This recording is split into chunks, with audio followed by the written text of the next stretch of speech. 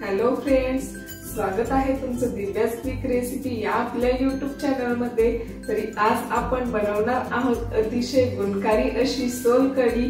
ही सोलकढी पित्ताचा त्रास, डिहायड्रेशन अशा अनेक आजारांवर अतिशय उपयुक्त ठरते। चला तर मग रेसिपीला सुरुवात करूया। सोलकढी बनवण्यासाठी लागणारे साहित्य बघू। एक ओला नारळ फोडून त्याचे खोबरे काढून मी छान कट करून घेतले आहे। चवीनुसार मीठ, 4 लसणाच्या पाकळ्या, 2 ते 3 आल्याचे तुकडे, 1 हिरवी मिरची, अर्धा चमचा जिरे, थोडीशी कोथिंबीर, आगळ, साखर। आता आपण नारळाचे दूध काढून घेऊ। त्यासाठी आपण जे खोबरं कट करून घेतलं होतं त्यातलं थोडं खोबरं मिक्सरच्या बाउल मध्ये टाकू।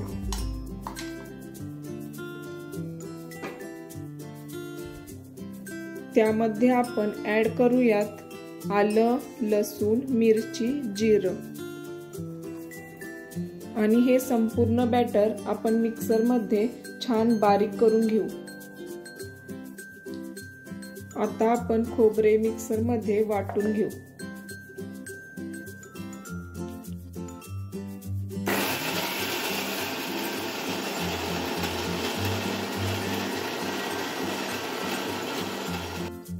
अशा प्रकारे पाणी न घालता आपण सुकं खोबरं छान वाटून घेतलं आहे।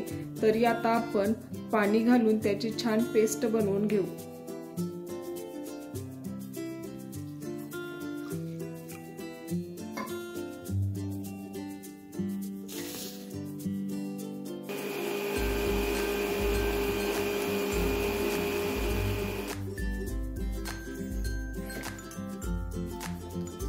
अशा प्रकारे खोबरं आपण छान वाटून घेतलं आहे, तुम्ही बघू शकता।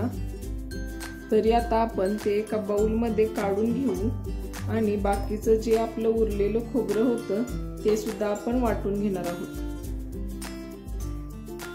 अशा प्रकारे दूध काढण्यासाठी संपूर्ण खोबरं मी छान वाटून घेतलं आहे। नारळाचे दूध काढण्यासाठी आता मी एक बाउल घेतला आहे। बाउल मध्ये आपण एक अशा मोदक पात्राची चाळण ठेवू। त्यावर एक स्वच्छ रुमाल टाकू आणि यामध्ये आपण जे वाटलेलं खोबरं होतं ते आपण टाकून छान असं गाळून घेणार आहोत। अशा प्रकारे असं थोडं थोडं टाकून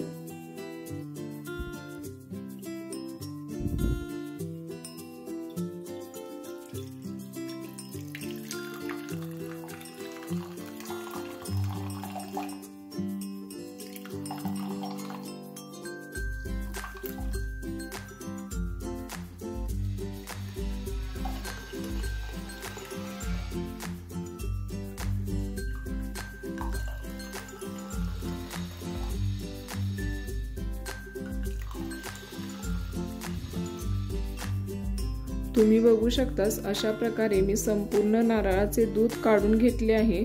तरी हा आता त्याचा चोथा राहिला आहे, हा आपण टाकून देऊ।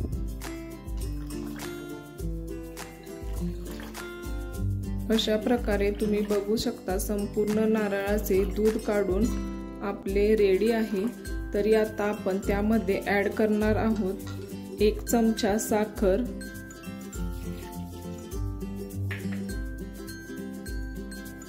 1 वाटी आगळ।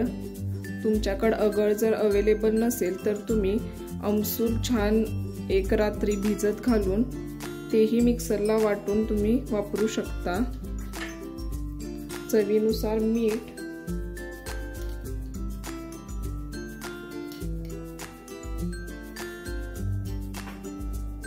आणि वरतून थोडीशी कोथिंबीर।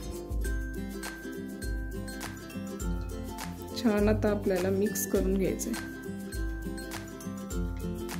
तुम्ही बघू शकता सोलकढीला आपल्या छान असा रंग आलेला आहे। तरी ही सोलकढी आता पिण्यासाठी आपली रेडी आहे। तरी ही रेसिपी तुम्हाला कशी वाटली कमेंट मध्ये जरूर कळवा। चॅनलला लाईक करा, शेअर करा, सबस्क्राइब करा। भेटू नेक्स्ट व्हिडिओ मध्ये। Thank you.